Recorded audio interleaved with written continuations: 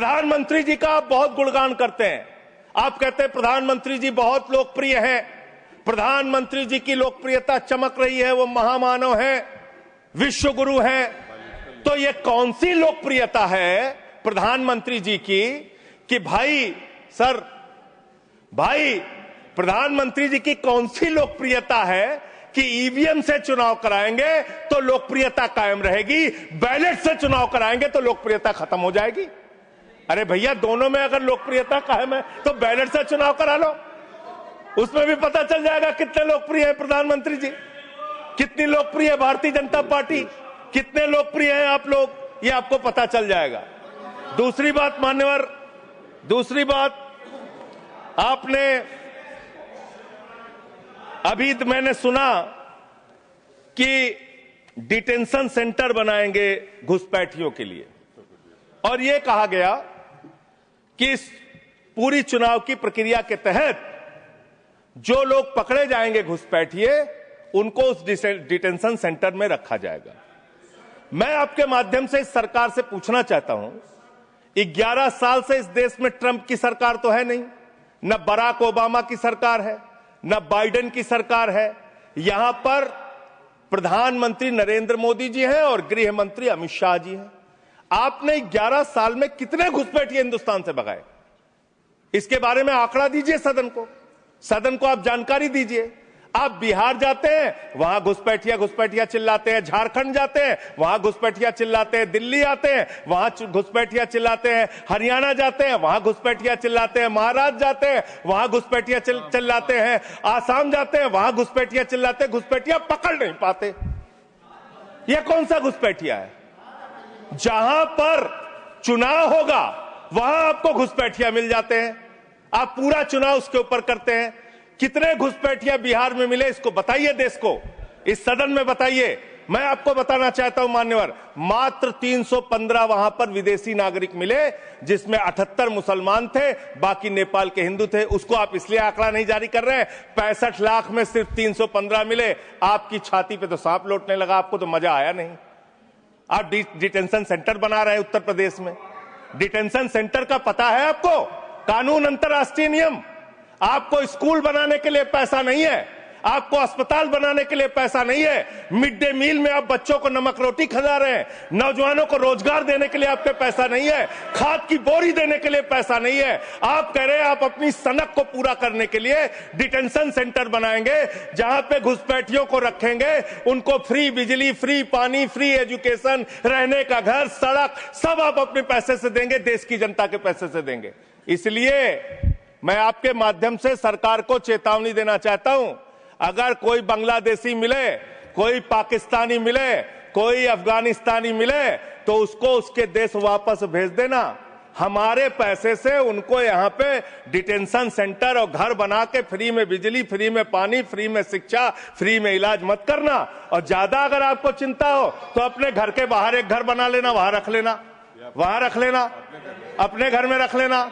हम लोगों का पैसा मत बर्बाद करो अपनी सनक के चक्कर में, अपने सनक के चक्कर में।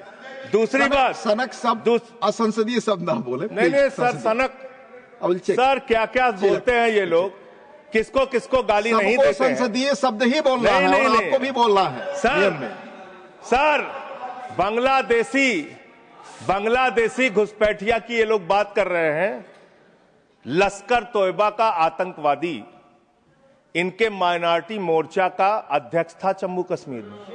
लश्कर तोयबा का सब्जेक्ट पे तालिब हुसैन, सब्जेक्ट पर दैट विल सर सब्जेक्ट है, ये डिस्कशन सब्जेक्ट है सर। लश्कर तोयबा के आतंकवादियों को अपनी पार्टी में आप रखते हो, लश्कर तोयबा के आतंकवादियों को अपनी पार्टी में रखते हो, लश्कर तैयबा के आतंकवादियों को अपनी पार्टी में रखते हो, आतंकवादियों को अपनी पार्टी में रखते हो। आप यहाँ पे खाली देश का माहौल बिगाड़ना चाहते हो। मान्यवर, अभी उत्तर प्रदेश में चल रहा है SIR। उत्तर प्रदेश में अभी हमारी मीटिंग हुई वहां के मुख्य निर्वाचन अधिकारी से, वो कह रहे हैं 18% वोट काटे जाएंगे, करीब करीब 3 करोड़ वोट हमारे प्रदेश में काटे जाएंगे। और कैसे काटे जा रहे हैं? प्लीज संजय जी आप इधर बोलिए, चेयर की तरफ। क्या आप जानना चाहते हैं? आप आपस में बहस कराइए सर, उनको खड़ा कीजिए। प्लीज सर उनको खड़ा कीजिए, बहस कराइए। आप बोले कोई चीज जानते। हमारी मीटिंग हुई सर, हमारी पार्टी के प्रतिनिधि गए, वहां कहा गया 18% वोट काटे जाएंगे। क्या इस सदन की चिंता नहीं होनी चाहिए? उत्तर प्रदेश में आप 3 करोड़ वोट काटेंगे, 3 करोड़ वोट काटेंगे। आपने रामपुर के अंदर एक 80 साल की बूढ़ी महिला, सर मैं मिलने गया, आपको दर्द बताना चाहता हूं, 80 साल की बूढ़ी महिला। बैठ जाइए, बैठ जाइए, बैठ जाइए। आप लोग फालतू बोलते रहते हो। पर ही बोले वही रिकॉर्ड पे जाएगा। लश्कर-ए-तौबा के आतंकवादियों को अपनी पार्टी में रखते हो तुम लोग। कमेंट नहीं कर सकते। लश्कर-ए-तौबा के आतंकवादियों को रखते हो अपनी पार्टी में। सर रामपुर में एक बूढ़ी महिला 80 साल की, उसका नाम है नूर जहां। सदन को उसकी चिंता सुननी चाहिए। उसने अपने 2 बेटे जो कुवैत में रहते हैं, उनका फॉर्म भर दिया। उस 80 साल की बूढ़ी महिला नूर जहां के ऊपर मुकदमा हो गया सर, जबकि चुनाव आयोग का नियम कहता है कि अगर कोई आपका हिंदुस्तानी बच्चा विदेश में रहता है, उसका भी मतदाता हिंदुस्तान में वो बन सकता है। मां ने फॉर्म भरा, आपने दर्ज कर दिया। धन्यवाद संजय जी। अरे सर हमारी पार्टी में से, अरे हमारी पार्टी में से 1 आध मिनट ले लीजिए। ऑलरेडी मेरे पार्टी का समय है।